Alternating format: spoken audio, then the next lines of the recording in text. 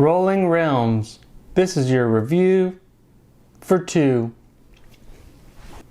Good day, my name is Joe Gerba. Today I'll be going over Rolling Realms, how it plays with 2 players.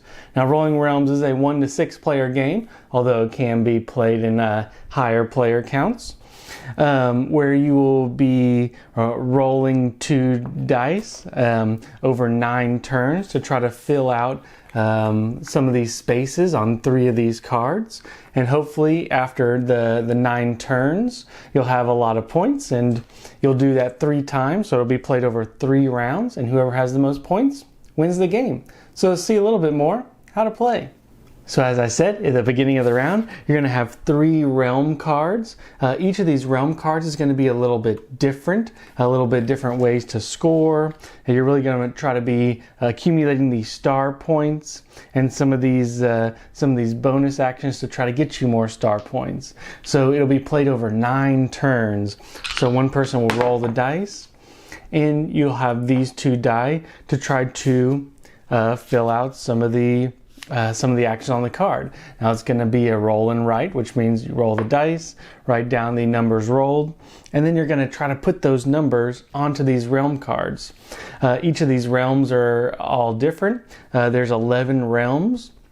And over the course of these 9 turns, you'll be able to adjust the dice, you'll be able to add a couple, you'll be able to sort of manipulate the dice to try to get the most star points you can on these. Now, after those 9 turns, you'll add up all the stars that you got, add it at the end or at the bottom of your scorecard, erase your 9 turns, draw 3 new realms, and start again. Now, after the 3 rounds, everybody will tally up their points, and whoever has the most stars and points wins the game. So let's see a little bit more what I thought about the game.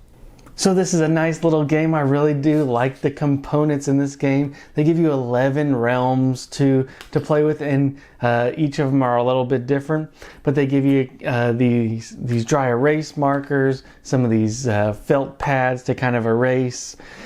And the components in the game are just enough. You know, they give each person their own realm, so it's quite a bit there.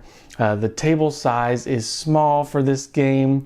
We played in about 45 minutes. Took us about 15 minutes per round to play. The longest part of the game was, really just understanding these realms, since they're all different, which is neat. You do have to read a little bit on each one, but the game took us about 45 minutes to play. Now let's go straight into my gameplay thoughts. Since it is a roll and write, kind of what you're gonna get. Rolling the dice and kind of manipulating. It is kind of neat to fill in some of these special spaces that let you manipulate the dice and move them around. It is kind of a puzzle. It's not as deep as some roll and writes. They're just a D6, kind of my least favorite dice, because 1 in 6, chances to get certain things, and these are just standard dice, just nothing special on those. And there is a little bit of a puzzle, but these are pretty small, so the brain power needed, the thinkiness, you don't really need a large amount of brain thought to go, well, I need to put this here and this here. But each of these realms is different and fun. So when you see a 3, you have to realize, well, I can put a 3 here, I can put a 3 here, or can go here on the same card. And it's really kind of a neat little puzzle that you can do. And like I said, once you get some of these special ones, adding, or if you roll a pair, add another one of that one, gain a value. If you get enough coins, you can even just put a value on one of the cards. There's little nuances to this game that kind of make it fun. Now, like I said, the depth isn't the largest in this game, but you can crank out these games. And one thing is neat about this game is, say your buddy has this or someone has this across the way. You really only need 2 dice to roll, say what's rolled, and you can both play simultaneously. The player interaction in this game is fairly low, and the barrier to entry is really just, have these cards or have something close to you that you can do. This is a great game to play if you're distancing a little bit. But it is a neat little game. There's not a whole lot to it. It's a pretty straightforward roll and write. So is this game good for two? This game is a decent game. I will caveat this by saying this game isn't for me. I do like a little bit more depth in my games. Like I said, the D6 system isn't quite for me. However, I can see the appeal. If you do like just a really quick game where you don't have to explain much, you can teach somebody in 5 minutes or less. It probably doesn't even take that long. You tell them, hey, I'm going to roll the dice. Here's your 2 dice. You can't put them on the same card. If you fill in any of these special things, circle it, use it for later. Over 9 turns, score the most stars you can. Explanation done.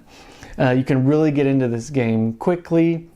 But, like I said, the depth for me just isn't quite there. Where something like a flip and write, like welcome to, where you'll have a number and kind of a symbol to kind of give you a little bit more thought of where you're going to put it, instead of, oh, this 3, well, let me just put it on a card and try to score some points.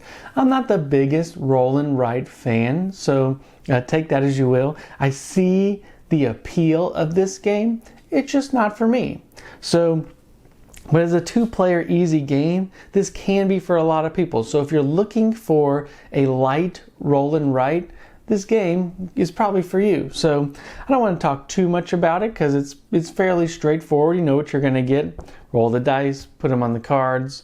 45-minute game for 2. Not very much interaction, but something you can teach very simply. This could be a great gateway game, especially to roll and writes if that's going to be your shtick.